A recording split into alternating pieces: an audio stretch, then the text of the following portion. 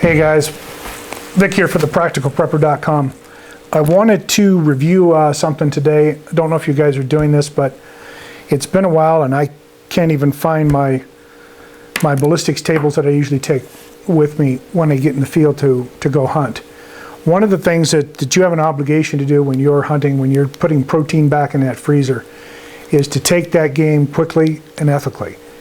One of the things that you need to be aware of is your ability with that rifle. If you're a decent rifleman and you shoot that once a year and you go in and pull it out of the gun safe and throw it in a scabbard and pop a couple rounds in it and I'm going to go deer hunting, I can pretty much guarantee that you're not the best shot that you could possibly be. I know for me, when I go back out and I do a sighting in and I start working with my rifle prior to season, I need 2 or 3 runs out there. My finger needs to remember the trigger break. It needs to get the feel for that rifle. I need to get a rhythm to my shooting so that I'm breathing correctly, I'm squeezing, and I'm always surprised when that rifle goes off. But one of the things that I've seen in recent years is guys missing them because of bullet placement. You know, on game as big as elk, you've got to hit them once, and you've got to hit them hard, and you've got to hit them well, or they're going to run on you. And I know one person last year who lost 2 bulls just because they hit them and they didn't stop. It didn't put them down. My partner and I have shot our elk every year, and it's been hit them and maybe 3 steps and they drop. And that's the way it should be. So one of the things that I've always done is I've always taken my ballistics table with me for whatever rounds that I'm carrying. So generally with elk, I'm always shooting my 300 Win Mag. It's a Browning Able.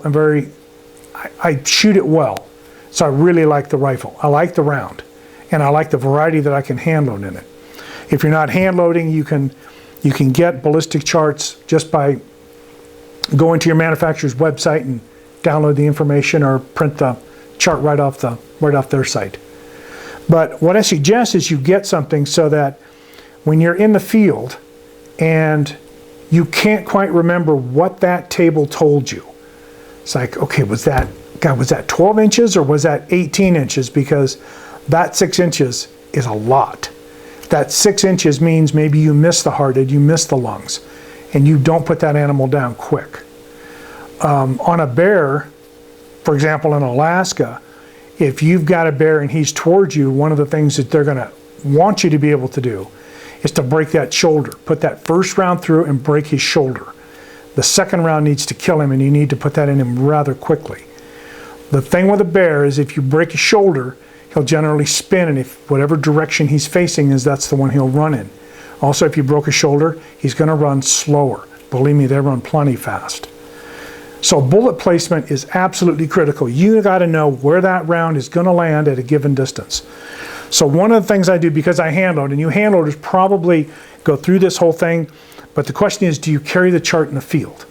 When I hunted caribou in Alaska, literally on my synthetic stock, I put the ballistic chart that I had made up, I laminated, I put it on there, and I actually taped it onto my stock. So that was always there. All I had to do was flip it over and look at it and go, that's right, 300 yards was yada yada. 350 is extrapolate between 300 and 400, and that'll put you right there. But you just need to know these. I have all my distances listed and marked to 500. Beyond 500, there's no reason to be shooting, as far as I'm concerned. If I'm not good enough as a hunter to actually get on that animal under 500 yards, the hell kind of hunter am I? I mean, you see the bows behind me, I bow hunt. I also rifle hunt. I also handgun hunt. So getting close is part of what it's all about. You know, when I shoot turkeys, when I hunt turkeys, that turkey I want at my feet looking for me. If I can do that, I shoot him at 10 yards because he has no idea I'm there. That's what the hunting part is. So, get off my soapbox for a minute. So, I load Nosler, pretty much. I've tailored a load for that rifle and my son's rifle. And I've been shooting 165 grain ballistic point with a ballistic coefficient of .475, a good high number. And I've worked it out with a specific powder, specific grains, and I know that I'm shooting around 2,926.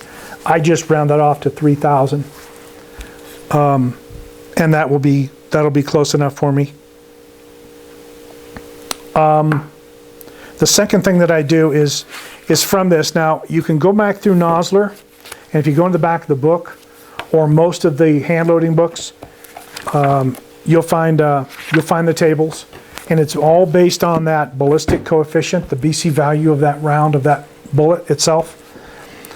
So once you know the ballistic coefficient, and once you know how fast it's moving, that'll pretty much tell you the rest of the information. So one of the other things you want to carry in the field is you want a decent rangefinder. This is a Bushnell Yardage Pro. I've used it for years and years, and it's very accurate. If I'm in an area where I'm still hunting and I'm going to work down through a canyon, I will literally spot and take 2 or 3 different readings so that I know that if I'm moving down and a bull moves in there, I know about what that distance is already. I don't have to pull this out.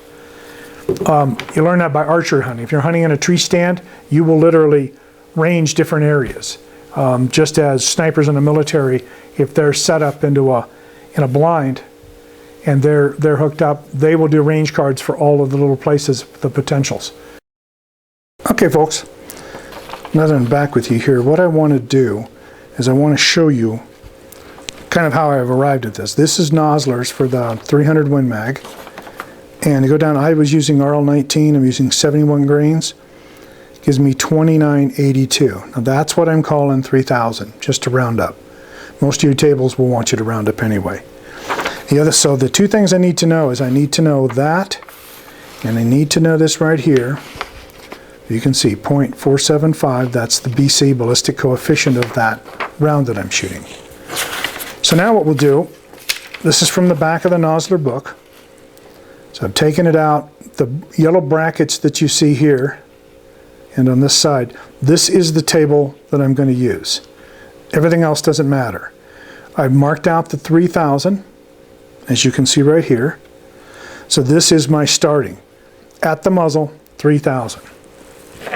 So then what I'm going to do, since I zero my rifle every year at 200, I can mark this 200. I can mark this as 0. So now I know this column, which is the 0 200 yard column, all the way down, represents if you're 0 at 200, which is in the column, everything below that is going to be your adjustment needed for your round to hit center. So what it's telling me is that at 100 yards, my round, if I hold on it, is going to be 1.5 inches high.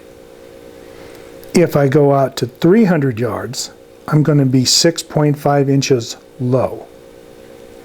If I go to 400, 19, and if I go to 5, 38. So these right here are the ones I'm interested in. There's my 300 yard, my 400, my 500. Like I say, I don't take 600 yard shots. To me, the energy on impact at 600 just is not enough. And if that animal is wounded and I have to chase him, I'm certainly not going to chase him. I'm not even going to catch up with him at 600 yards. I mean, imagine you're in, 2 feet of snow, 3 feet of snow, and now you're going to try and catch up with him? No, not going to happen. And that's why guys lose animals. So the next thing that I do is that I used to use laminating. This right here is this laminating sheets. And you would take 2 sheets and put them together and cut out 2 pieces and make a sandwich. Well, they've come out with something since then, which are self-laminating pouches. Now, you don't need a laminator machine to do this. You can just, it's basically 2 pieces, and they started the work for you. So it opens up. So this is your, underneath this paper will be your sticky side. Here you got a back that's clear. So what I've taken is I've taken this is the same table as this, but I've narrowed it down. I don't need any of this. I'm not zeroed at 3, 4, and 5. I'm zeroed at 2. So all I need is this little piece for what I need in the field. so that if I'm looking at a 400-yard shot, I can know 19.1 inch drop. So I can hold high. Some scopes are actually marked so that you can adjust for that. So with that, I've got even a smaller piece. So I take it to my laminating sheet. You can reach in and pull this off. And the next thing I do, lay it somewhere in the middle, wherever you like to have it. Put it down, and then close the sheet up. And again, this doesn't have to be pretty, this just has to work. So there you go, got it all laminated. You kind of squish it together. So there's my card. On the back of it, what I've written, 300 Win Mag, 165 grain Nosler ballistic tip with a bullet coefficient of 0.475. So I know that bullet with this, and I already know that's my velocity, this chart will apply. Now this, I can actually trim this smaller. I can tape this with some clear tape on my stock. I can put it in my shirt. I can use a punch like that, put a piece of cord, tie it to a lanyard, put it in my hunting vest. If I need to yank it out and look at it, I can refresh my memory. It's a great tool to have in the field, and it will definitely keep you from losing as many animals. So I hope that kind of helps. I hope maybe you'll take advantage of that, take it in the field with you and see how it works. Until later, take care.